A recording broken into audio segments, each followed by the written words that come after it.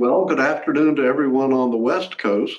It's the Tuesday, May the 26th, 2026 session in our series on entrepreneurship in Asian high-tech industries.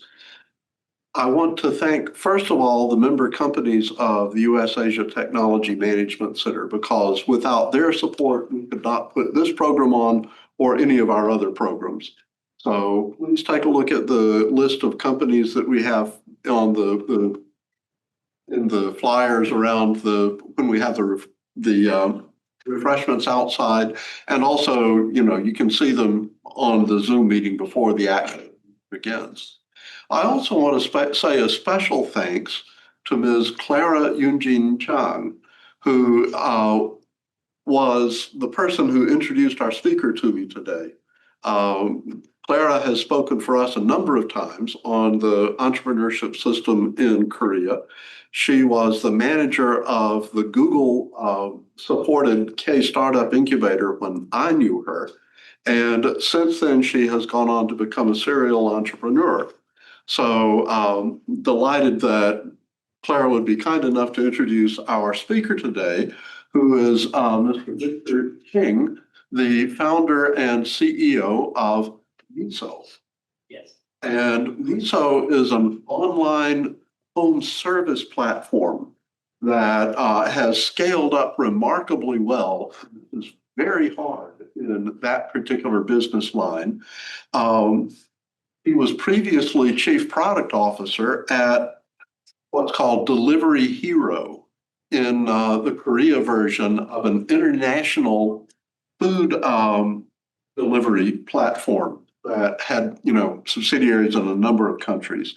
He is also a serial entrepreneur. While at Delivery Hero, he co-founded Yogio, and he, in the past, had also founded Spoka and one app program that didn't work out. So you've got your fueling scars.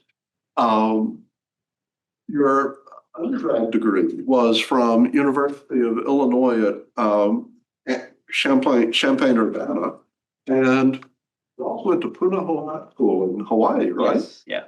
So, Victor, we're delighted that you could be with us today. Let me turn the floor over to you, and we will talk some more in Q&A. Sure. Thank you for having me here today. Hi, my name is Victor Ching, and I'm founder and CEO of Miso.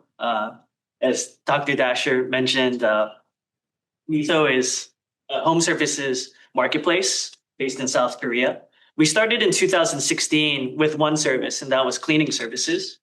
And as we operated and scaled that service, we started to branch out to other services. We started to realize that customers would need cleaning for a variety of reasons. For example, when they're moving to a new home. So we started offering deep cleaning services. And through that, we thought, well, why do people have to get a deep cleaning service, but find a mover a separate route? So we decided to expand to moving services, and then ultimately we ended up expanding to home services, and that's what we're focused on now. We offer over 1,000 different services, and we've been able to gather quite significant traction in our market of Korea. To date, we've facilitated over 14 million transactions, and we've connected over 1.5 million customers with over 130,000 service provider partners. And we facilitated over $1.5 billion in transactions. For me personally, I grew up and was born in Hawaii. But after college, I moved to Korea because my mother is Korean, and I just wanted to experience Asia for a year or two. But that became 20 years, and I still haven't come back to the US. But the reason why I stayed so long in Asia was because a lot of unique opportunities came my way. And one of the biggest opportunities was when Delivery Hero, a company in Europe operating food delivery services today in over 50 different countries, they approached me about launching food delivery services in South Korea. So I joined Delivery Hero and was the first person on the ground to launch a service called Yogio, which today in Korea is a household name for food delivery services. And I was able to learn a lot about operating an online to offline platform through that experience. And that made me want to start Miso. Through Miso, we also raised a lot of funding from a lot of investors in Korea and also Silicon Valley. We went through the Y Combinator program in 2016. Um, and yeah, there's two basic reasons why I personally wanted to start a service like Miso. We started with that one single cleaning service. And for me, what was very important in terms of going to work every day was to be building something that I could be like passionate about. And I could be passionate about building a service that I could use personally as a customer. And I always like to say that I love cleanliness, but I hate to clean. So if this was a service that was out there in the market, I would be the first customer to use it. And I've used our service over 300 times. So it's been very beneficial for me personally. And the second reason is I wanted to work on something that I could be good at personally. And I had that online to offline food delivery experience. And I learned a lot from Delivery Hero. And I thought I could utilize that expertise for a different vertical. So that's basically the reasons why I decided to start a cleaning service in Miso. From Delivery Hero launching food delivery services in South Korea, I really learned about building a product that has a huge offline component. So for me, I was chief product officer there. So my team was a team of engineers, designers, product managers, and we were always used to building software that just exists fully digitally. But in terms of the food delivery platform, is the first experience I got in terms of seeing a huge sales organization or operations organization who are really tasked to gather that restaurant supply side. The first thing we did when we decided to start delivery here in Korea was we hired 60 people just to do data entry. And these people would take flyers for restaurants in Korea that delivered and just input the menu information into our system all day long. So that was the first interesting thing that really struck out to me. And then the second thing that we did was we had to determine what the delivery zones for these restaurants were. And the way we figured it out was we'd call these restaurants, and the first thing they'd ask you for was your address. And we'd throw them an address, and if they said they could deliver there, then we'd hang up the phone and we'd call maybe a couple hours later and throw them a different address. And if we called them between 5 or 10 times, we could figure out the basic delivery areas that they would operate in. So that was something that was really counterintuitive to me as well. And then the third thing we did was after we launched, none of these restaurants knew they were on our platform. And the customers, they would place orders for food delivery on the website.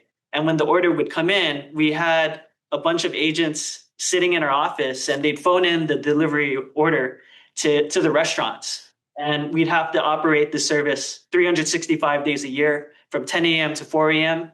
And our team, we were the product team. So a lot of people on our team thought it was quite ridiculous to operate a service in this manner. And I also kind of agreed with them at first until we started to grow rapidly with the strategy, became a household name in Korea, facilitating tens of millions of orders every month. And that's when I realized that this was actually a very effective way to execute. So that's my biggest learning from scaling and launching a food delivery platform in South Korea. And I was able to take that experience to launch a cleaning service initially. In terms of cleaning services, there were a lot of companies that tried launching cleaning services, both in the US, but also internationally. And I don't think many of them were able to achieve the success that we had. From what I know, we process more cleaning services on a monthly basis than any other platform in the world. And I think there's a few reasons why we're able to do this in the Korean market. The first reason is because housing is so standardized in South Korea. Over half the population live in apartment complexes, and many of the apartments look very similar to each other. But even the units in these apartment complexes, they all have very similar floor plans. So I feel like for cleaning service where there's so much variability in terms of the state of the house, in terms of the preferences of the customer, but also in the US, if we think there's houses that are very large, small, there's townhouses, condos, there's garages. I think the general scope of operating a cleaning service in South Korea, you'll have a higher variety of scope versus South Korea, where so much of the population lives in an apartment building where the scope is a little more standardized. So I think that's one of the benefits that we were able to utilize in terms of scaling our service in South Korea. The second thing is there was a strong labor supply for people to do cleaning services. Our main cleaning service provider demographic is females in their 40s and 50s. And I think for this labor pool in Korea, cleaning actually ends up being a very favorable type of work for these people because there's a lot of flexibility. It's something that they're used to doing already. And instead of working a full-time job, it's something that they can do for maybe 5, 10, 15, 20 hours a week and make a little bit of extra money on the side. So we were able to really take advantage of a strong labor supply in South Korea. And due to that, there's very affordable labor costs as well. So for me personally, I get a weekly 4-hour cleaning and I spend about $180 a month to have somebody come once a week for 4 hours. And through our service, we also operate car washes. So somebody comes every other week. They come to our garage and cleans the car while it's parked in the garage. And that costs about $40 a month. So our basic cleaning service starts at under $30 US. So it's quite affordable. And due to that, a lot of customers get cleaning services on a highly frequent basis, maybe once a week, twice a week, 3 times a week. So that's another reason why I think this type of service was able to scale quite rapidly in South Korea. South Korea also has a very high trust, very safe society in general. So one of the other major online to offline service categories is laundry. And the convenient thing about operating laundry services in South Korea is customers can just leave their clothes on the doorknob and then just go somewhere, or they could be home. They never really have to meet the person picking up their clothes. And the laundry company, they take their clothes, they do the dry cleaning, and then they just drop it off on the doorknob and they leave. So it's very beneficial for these laundry companies as well, because logistics is much more efficient, and that really decreases the costs of an individual dry cleaning service. And then customers, they just never really have to coordinate with somebody coming to pick up their clothes or to drop it off again. And it really makes these that are a lot more difficult to execute in other markets more successful in the Korean market. And one of our major laundry partners that we work with, they said they have done millions of orders and they've never experienced any theft or loss executing in this manner. For us, so there's a few unique points about the Korean market that I talked about, but I think there's also a lot of similarities in terms of the Korean market and the US market. One of the similarities in terms of both markets is the fact that building a services platform is very difficult. I think with e-commerce, if you want to add a different product onto your e-commerce site, you can add photos. Every product tends to have a set price and it has a description. But with services, every service is very different. For car wash, we need to understand what kind of car the consumer has. And from that, we can determine the size and the cost of the car wash. For cleaning, we need to determine the size of their home. So every single service, in terms of providing a proper quote, we need to be able to understand the variables in terms of the situation that they're dealing with. And from that, be able to provide them with a proper quote. And that's the reason why a lot of services today depend on in-home visits to provide a proper quote because the service provider needs to understand your unique situation to be able to facilitate the service. But for us, we're trying to bring everything online, and we're trying to make it so that customers never have to meet somebody in person to receive that quote. So that's one difficult point of building a services platform. The other difficult point is the fact that we're not only building software. So when we're looking at our analytics, we can't just look at conversion funnels in our app. We also have to be able to somehow determine what happened offline in the customer's home. And the customer's home, it's not like a warehouse or a fulfillment center that we operate and own. It's an offline space that belongs to the customer. It's private to them.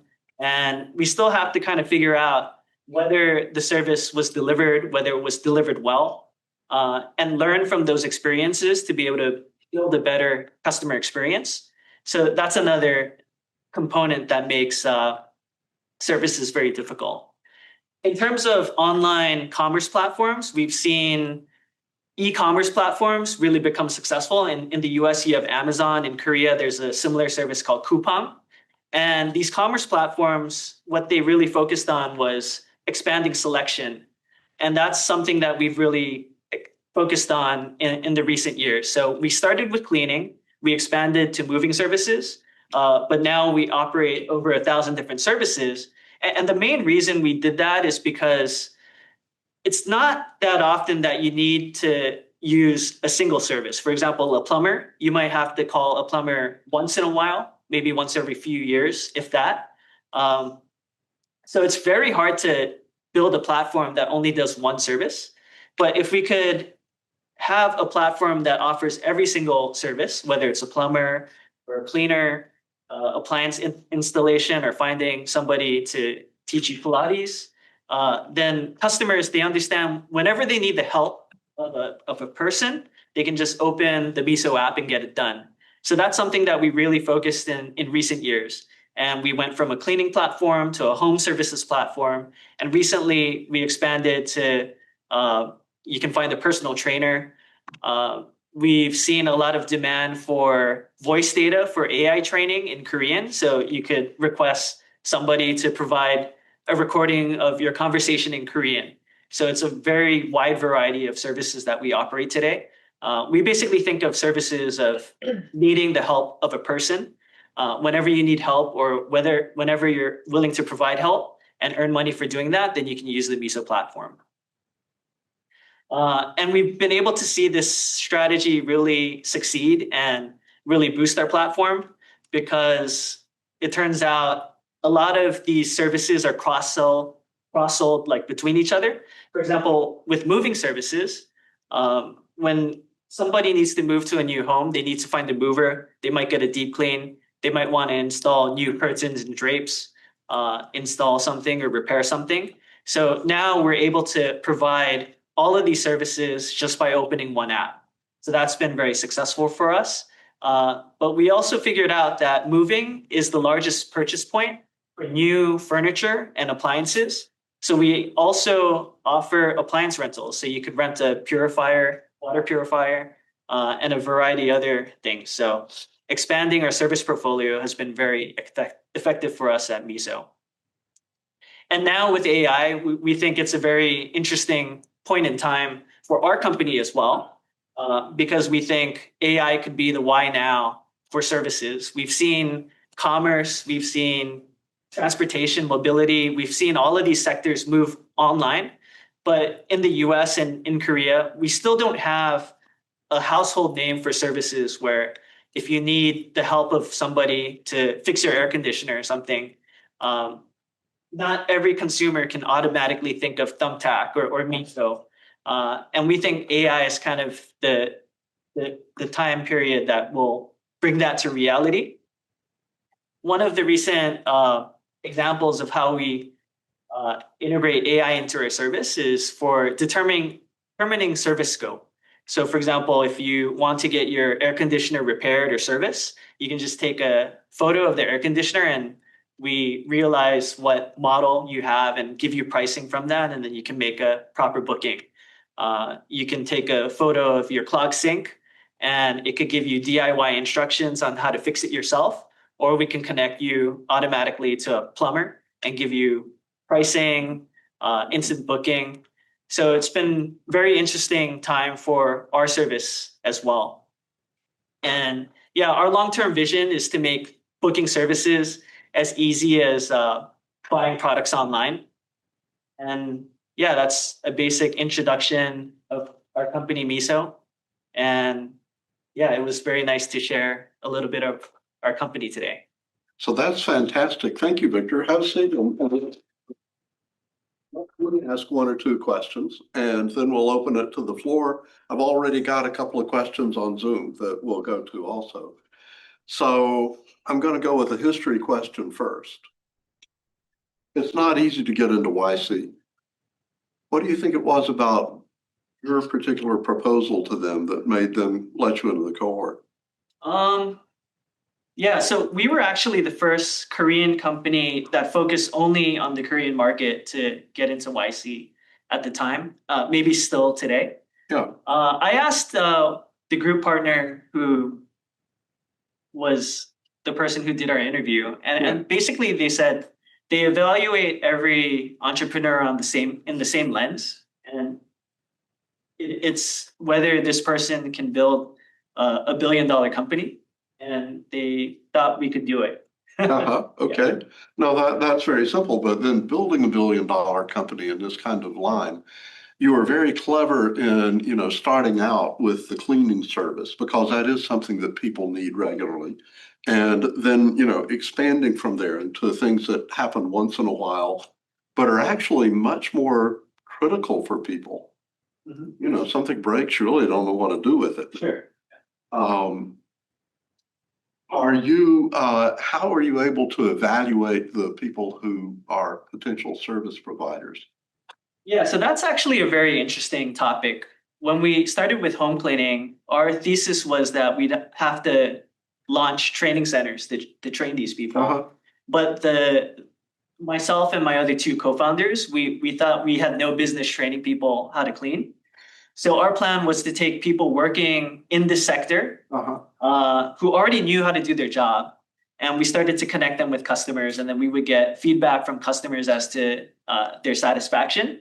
And we started to understand who were the best at this job. Yeah. And we'd have dinner with them to try to learn their technique. And we realized that the partners who have the best customer satisfaction, they had great service mind. So they'd always say, if somebody's paying money for me to do this for them, shouldn't I try my best? And then partners who had lower satisfaction ratings, they would say, well, if I finish early, why can't I leave early?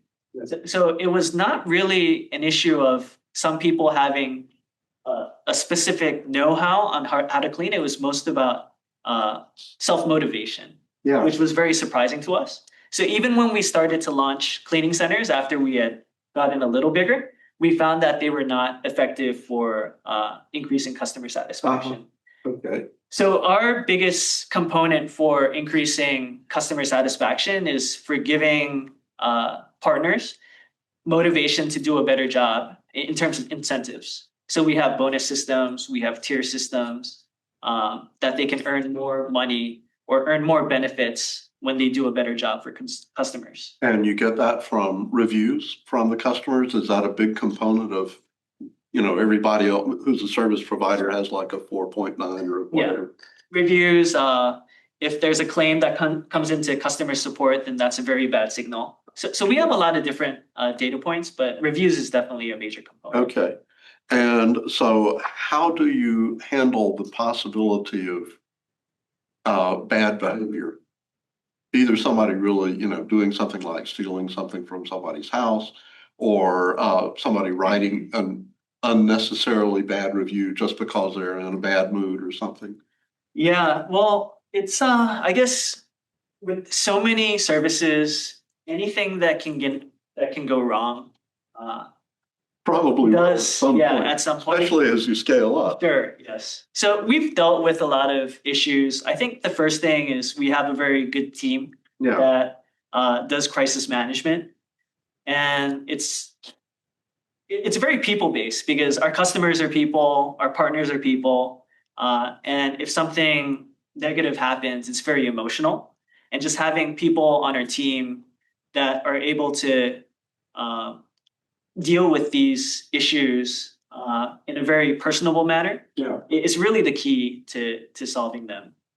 So in the scaling up process, one of the hardest things to do is to manage cash flow because you really do have to expand aggressively. And how did you handle that? What was the biggest factor in being able to scale up successfully? Yeah, I think one of the major focuses that we had was really focusing on customer retention and making sure that customers, they came once, they got a good experience that first time, so they could continue to come back. So we were very um, meticulous about tracking customer retention because with this type of platform, we're not earning a lot of money off of that first commission, especially for cleaning services. You can get a cleaning for under $30. So even with our transaction fee, it's not a lot of money that we're making. You really have to count on a consumer repeating that purchase over and over again. And that was what was really able to get us to profitability. So from this point, can you expand a lot more in the Korea market, or do you have to start to look for other markets? I still think there's a lot of expansion opportunities in the Korean market. We've always wanted to operate in other markets in Asia as well. That's one of the reasons why we wanted to raise money from outside of Korea.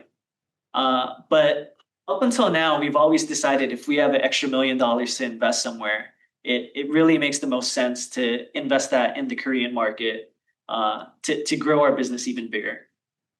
Okay, this is a really interesting kind of combination of local order fulfillment and local knowledge, plus the ability to scale. Because if you can't have a platform that's large enough to attract a lot of people, you're toast. Um, that is one of the most amazing things about your story so far. I'm curious where you see it going now. Um, well, what we basically want to build is a platform where customers have an issue at their home. Maybe they have a leaking faucet, they have an air conditioner that doesn't work, and they can basically take a photo of their problem or just describe it in the app Yeah. and just get it solved very quickly. You have transparent pricing, fair pricing.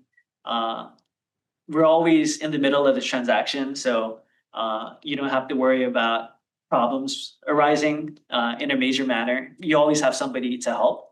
So that's basically what we're trying to build. I'm not sure I can ask this or not. Do you plan to go IPO? Yeah, that's the ultimate goal, Okay, okay. And probably go IPO in Korea? most likely. Okay. How do you see the general B2C kind of landscape in Korea right now? I think Korea has a very active B2C market, but maybe even in the US, it's a lot of major players that end up taking a lot of the market share. In the US, there's Amazon, which is the top e-commerce platform. In Korea, there's Coupang. Yeah. And I see that over time, there's always multiple players that are in that market. But as time goes on, it's the number one player that just continues to grow in perpetuity. Well, that's the platform business. Yeah. And the number two and the number three players end up just slowly fading away. If you're not careful, yeah. Sure, yeah. So we have very robust consumer market. All of the platforms that exist in the US, there's the similar player in Korea as well. Mhm. Yeah, I can imagine. So John has a question about how the aging demographics of Korea have impacted the demand and also the supply of labor. As people get older, they need these services more, but there are fewer people to provide them. Sure, yeah. So it's nothing that we really have dealt with immediately, but we understand that going forward, the demographics of Korea are going to change quite rapidly. And it's always about navigating what's happening in that moment. Our company is used to dealing with very rapid shocks. For example, COVID was a surprise to us, and we had to Oh, I can imagine. we had to be able to figure out how to survive that. So I'm sure with changing demographics, we'll figure it out. I don't Yeah. have a good answer as of yet. How do you see the comparison between Miso and similar platforms? So I know about, is it Urban Company in India? Yeah. But what about here in the US? I'd say Thumbtack is the largest platform here. Okay, Yeah. okay. And do you think there's a danger that they'll come in and try to take your lunch? I think there's always that potential, but I think the Korean market itself, the domestic players, we're already very competitive with each other already. Okay, it's already competitive.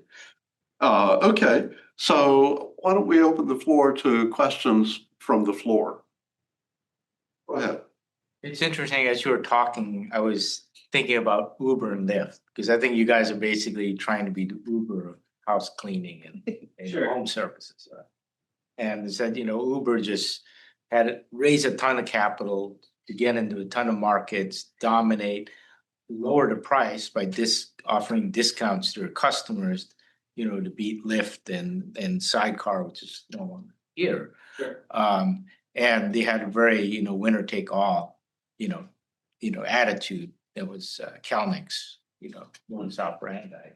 So are you guys playing kind of the same game or planning to play the same game as Uber, or are you doing something different? I think try to get to that scale and you become the Kleenex of sure. home cleaning. Yeah, I mean, we're trying to get to that scale, but I think there's certain markets that can get to that scale in a rapid manner, as Uber did. I think one of them is mobility. I think another one is food delivery. And the reason why it's possible is just because the supply side dynamics just really allow for that level of scale. My example with cleaning services is one person can only do 1 or 2 jobs a day. Whereas when we were doing food delivery, one restaurant could do 500 orders a day. So if we wanted to facilitate 100,000 orders a day, we could do that with 1,000 restaurants. But with cleaning, we need 50,000 people. And if we want to go from 100,000 orders a day to 1 million orders a day, then we need to get 400,000 people more. So it's a business that is very consistent because it's subscription driven, but it's not a business that can scale that rapidly, because amassing that amount of a labor pool in a very quick manner is much more difficult than food delivery or mobility. So we're more about growing on a very consistent basis. So another question from the floor. Go ahead, you first and then you. So in the B2C platform like yourself, I think when you start, you have to serve with to the service provider and as well as the customer. And if you don't have so much service provider, then customer doesn't Sure. come. And if you don't, customer doesn't come, there's no service provider is not interested. So how do you, area did you focus to when you are starting the platform? Yeah. So with food delivery, we got restaurants first. But with services, we tend to get customers first. So for example, with cleaning services, we launched a website where customers could make a booking. And when we got that booking, then we would call an existing cleaning company and we would ask them to send the person to the customer. So that's kind of how you solve the chicken and the egg problem at first. And then as you start to grow, then you can start to build your own supply pool. There's a question on Zoom that is a great follow-up. What's something you've learned about the customers that may have contradicted your first expectation? Did they behave in a way that you were surprised at after having seen the food industry? Well, okay. So when we first started with the cleaning service, we thought that we should create a manual that was very rigid in terms of, step 1 to 50. Yeah. We thought that's what consumers would want. But what we realized was every customer kind of want something a little different. In Korea, their trash bags, you have to purchase them from the government. And there's very strict trash sorting rules in Korea. So when the cleaning is over and the trash bag is half filled, our original manual said that you had to throw it out, that the cleaner had to throw it out. But a lot of consumers complained about it because they said, I paid money for this trash bag and you only half used it, so I don't want you to throw it out. While other customers are very happy with that. So our expectation was that we would have to create a very structured cleaning service, but we later moved to having something where the customer and partner, they kind of develop that feel on their own. They can talk it out Yeah. among themselves. Go ahead. So my question is, have you ever thought expanding your business into states, United States? If yes, I know you're focused on the Korean market right now, but yes, what do you think the biggest challenge would be? Yeah, I don't think we would really expand to the US. I think some of the differences between the US market and Korea is the fact that the US is very spread out. So even though there's major markets like New York and LA, in Korea, half the population lives in the metropolitan area of Seoul. So that's a very big difference in terms of being able to scale rapidly. So we probably wouldn't expand to the US. Got a question from Derek about expanding to more professional services like, doctors or care providers, assisted living providers. And I would also add people like lawyers. Do you think that that's possible on your platform? How would that work? Yeah, well, we recently expanded to be able to find legal services as well. But we've also talked internally about the medical field. Ultimately, we consider that to be a service as well. So those would be aspects that we would look at in the future. I think one unique point about services is that there's not very transparent pricing. Yeah. In Korea, when you go to the doctor, you meet the doctor and you don't know how much you're going to have to pay until you're walking out the door paying the bill. And we think one of the great things that online platforms do is they make pricing transparent up front. So that's definitely a field that we think could be disrupted. Okay, thanks. Other questions from the floor? Go ahead. Was the gig economy and interacting with it something that already existed, or was that something that Miso created? Because in India, people have a cleaning service, but it's like you employ someone who works for you for an indefinite period and they come to your house every day. So I'm curious what it looked like before and then now after if there was a behavioral change. Yeah, most of the categories that we operate, there was already an existing market for that category, but it mainly happened offline and things weren't very transparent. So if you work with a service provider, you don't know if they're any good. There's no transparent reviews. Nobody's really vetted. So that's one of the major benefits of doing this online. But yeah, everything more or less already took place offline. So there is this kind of view that the entire labor force is eventually going to be the gig economy. That, for instance, software programmers are not going to work for companies, they're going to be doing jobs. Do you think that that will spread in Korea? Do you think the gig economy is really going to be there? Sure, definitely. I think it's already become a lot larger just through food delivery or logistics, delivering packages, or type of work. And with AI, I think a lot of online only type of work or a lot of knowledge work might be displaced, and a lot of our jobs, people have to do it like physically with their hands. So Yeah. Okay. I saw a hand over in this direction. I think it was you. Yeah, go ahead. Hi, Victor. I'm Richard. Nice talk, amazing talk. I'm curious, how does Miso recruit teams? Because as you mentioned regarding to the previous problem, when you guys get started, you guys, for example, like sorted out to some other company and then basically put your service over there and then let them to send their people to the service request.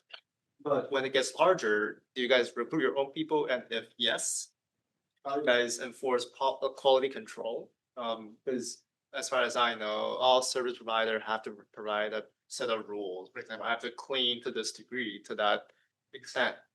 I'm just curious how that works in. Yeah.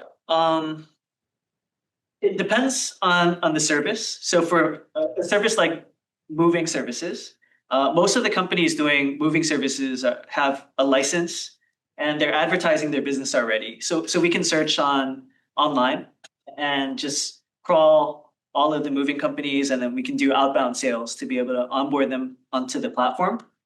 With something like home cleaning, it's a little more difficult because we work directly with individuals. So we have to do advertising so that they come into our platform and sign up to work.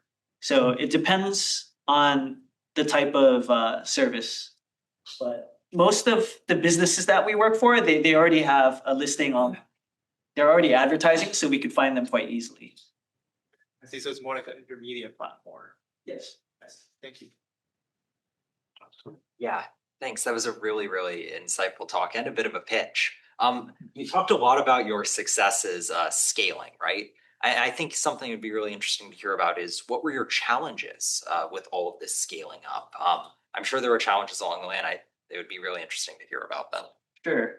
So I think for our service providers, the main product that we provide them is a job.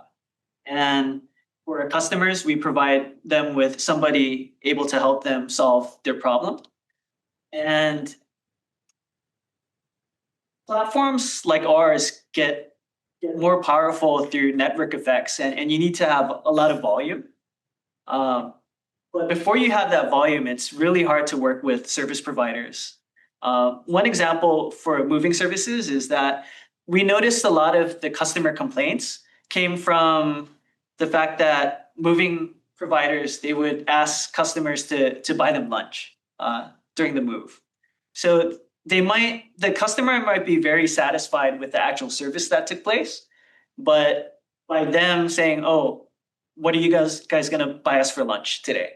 The customer got a little peeved and left a bad review about that. So we decided to start a policy where if you ever get a moving service through Miso, you don't have to worry about buying them coffee, buying them lunch. You can do so if you want to, but it's not going to be an expectation from the partner standpoint.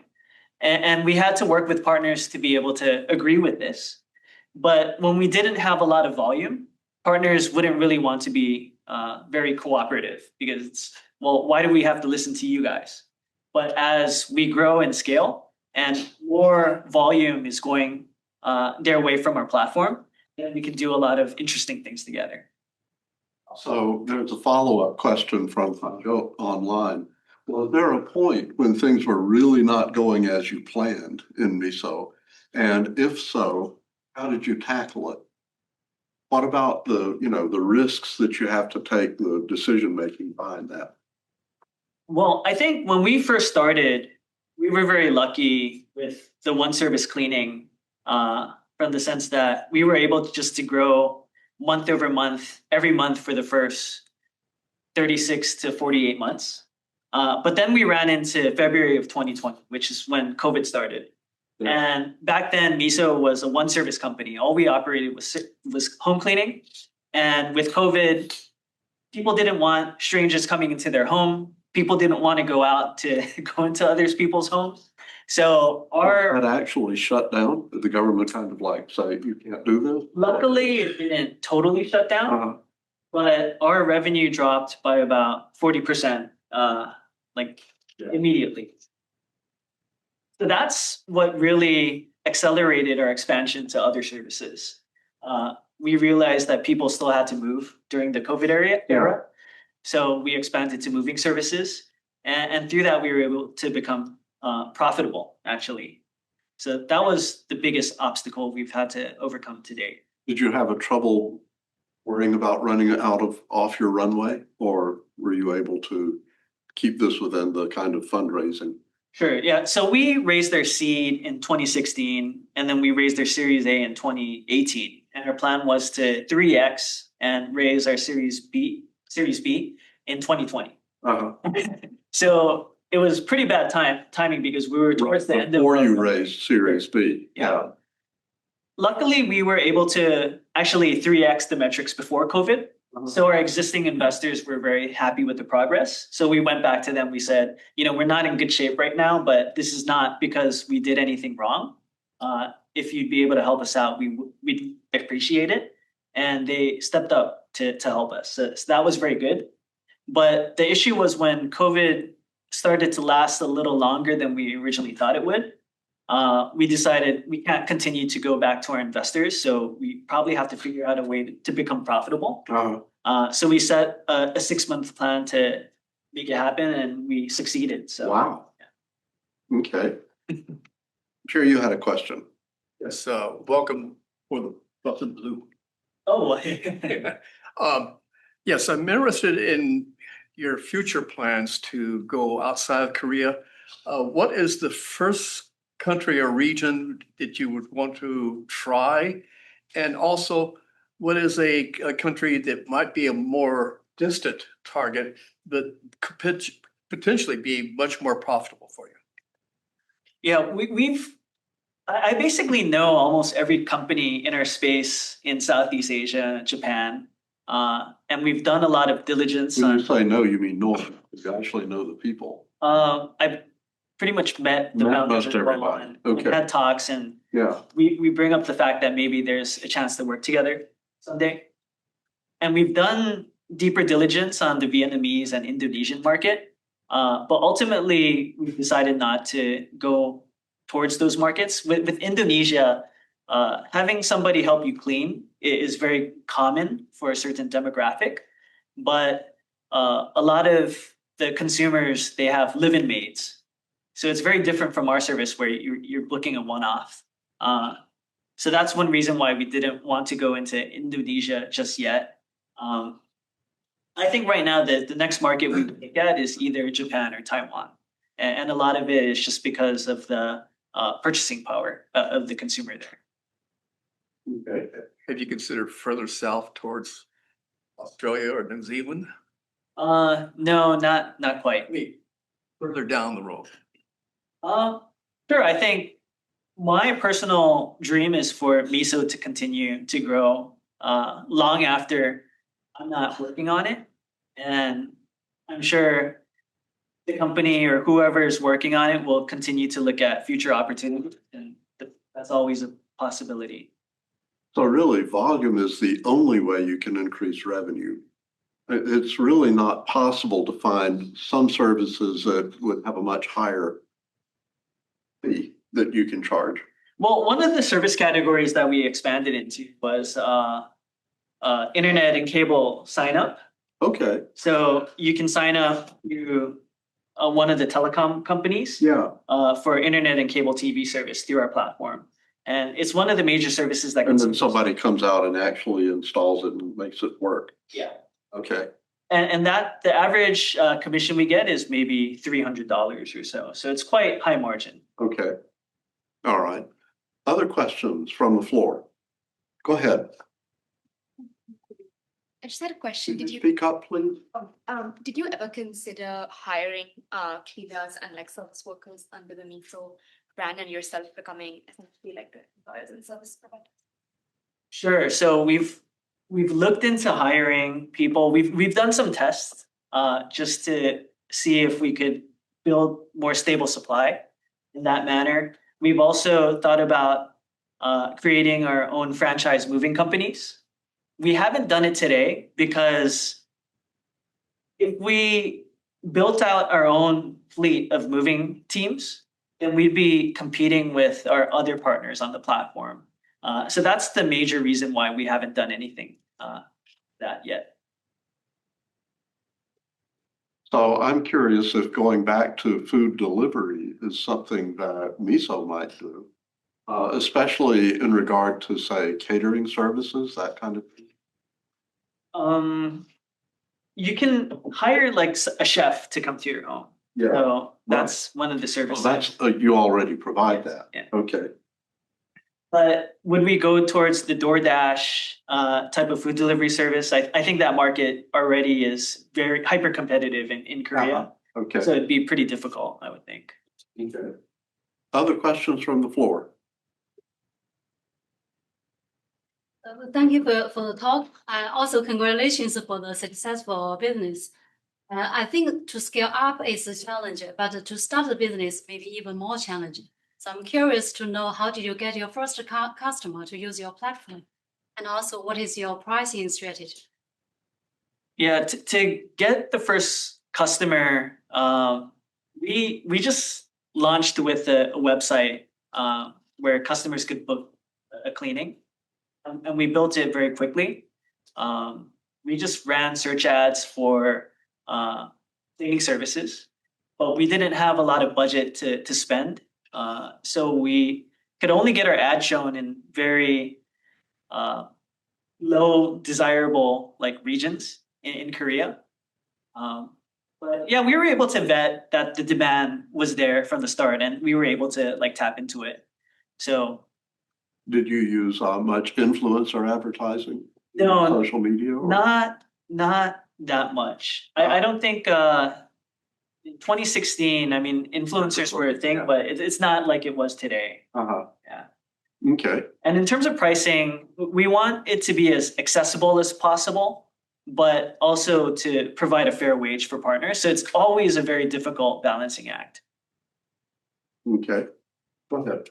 Thanks. It's a great talk. I'm just curious, the barriers to entry are pretty low. You can have anyone come into this market, and you can have a successful person move out from your partnership and then set that. So what might be your moat? Well, I think it's always easy to start, but services really rely on trust from the consumer, because somebody's coming into your home. You want to have an understanding that the service provider is somewhat vetted. And with us, we just have more customers, more service providers on our platform. We have more transactions. So we have more data as to who does a good job, who doesn't. So I actually think it's quite difficult to start from zero and compete with us. I think the competitors that we see in the market, they usually come from a different angle. So they have a lot of traffic from operating like a used goods services for buying and selling used like products. And they decide to like encroach into one category at a time. But I think it's a pretty difficult business to achieve scale, actually. So I am curious about this because in this area, somebody could compete by cutting their margins, lowering the prices below what you're offering, even if they're having to depend on their investment money to do that. Yeah. And another, it could be very intensely competitive. How do you keep up with this? Well, I think with Uber and Lyft or DoorDash and Uber Eats and these markets where we saw huge scale, huge funding, I think you had that dynamic. Yeah. I think with our space, we haven't really seen a breakout company where investors in Korea can look and say, well, look at Thumbtack in the US. It's doing so well there. So we should throw a lot of money at this problem. Okay. So we haven't really dealt with that dynamic of huge amounts of funding coming in and a lot of competition. Okay. Also, question from here, do you see any kind of new features that other competitors are starting to add that would be competitive to yours? In the platform business, our platform is really good at cleaning. Somebody else's platform is really good at house repair, that kind of thing. Mm-hmm. Do you see people trying to build up those sort of focus areas? Well, I think the big like AI models like ChatGPT, see a lot of customers, a lot of getting a service complete is about scoping it out properly. Yeah. So I have a problem that I'm dealing with. Maybe I have ants coming out and I describe it in ChatGPT. How can I like fix this? And what we're seeing is a lot of people are going to ChatGPT to to figure out how to solve their problem first. And we don't really want that as a platform. We want them to come to Miso first. Uh-huh. But that's kind of where you're putting your AI resources. Sure. So they come to you with a general question, I don't know what to do, and then your platform will give them some. Sure. So up until like a year or two ago, Miso was a platform you used when you already knew you wanted to meet a service provider. But now we've switched it up where you could come with your problem. You can describe it, take a photo, take a video, and then we'll diagnose it. We'll connect you with the service provider or give you instructions to solve it on your own. Okay. Yeah. And to do that, are you working with an AI company here, or did you tell us what you can about how you're implementing that into your Sure. platform? So we utilize a lot of the APIs from companies like OpenAI or Anthropic, but we also have a lot of data in terms of internal data with pricing, Yeah. scoping, and things like that. So we combine what we know with technology that's out there already. Uh-huh. Okay. And did you have to hire a major, have to hire quite a few IT people to do this, or something that was kind of an incremental increase in your? Well, we had to like build a team. Yeah. And this team just kind of had to figure it out. So we had this goal of let's launch this type of functionality in 3 months. Yeah. And they didn't really have prior expertise in that area, but we're able to learn how to get it done. Okay. So how are you keeping your name out in front of everybody? This is, because really, how would people know to go to your platform instead of somewhere else? Yeah, I mean, even if you have a lot of volume, you want the new customer that doesn't know about you yet. sure. So one of our biggest expenses is marketing expense. Uh-huh. So we're constantly marketing. This summer, we're preparing a brand marketing campaign. So if you go to Seoul, you should be able to see billboards for Miso and TV ads as well. Yeah. Okay. Other questions from the floor? Go ahead with the second question. Sure. I was just thinking you have like now a whole broad range of service, right? And one of the issues, when my dad was, needing, in kind of in-home care is, everything is balkanized here. And this is kind of a nice way to, to get everything together. So are you looking at like the senior care one? I don't know how it works in Korea, but here we could use a service like that unifies all, from cooking, cleaning, driving, that sort of thing. Sure. So with the aging demographics, I think senior care is a major market in South Korea as well. And we offer services in that area. We're also talking to a number of robotics companies as well, because we see that there's opportunity to be able to take care of elderly, not through people, but through having like robotics like help it out. So services is very interesting from the standpoint that two major upcoming technologies are really able to make providing services even better. So elderly care is definitely a sector that we're investing in at the moment. So to clarify, the robot would be like maybe lifting the elderly person out of bed and taking them to the toilet or something like that? Yeah, things like that. Or bathing them or something. Sure. So then the helper doesn't have to do a lot of heavy lifting. Yes. Okay, so are there other questions? If not, even though we're a little bit on the early side, I think we should call an end to the formal part of our program and move on and have some refreshments outside. So please join me in thanking Victor for an absolutely wonderful session. Thank you.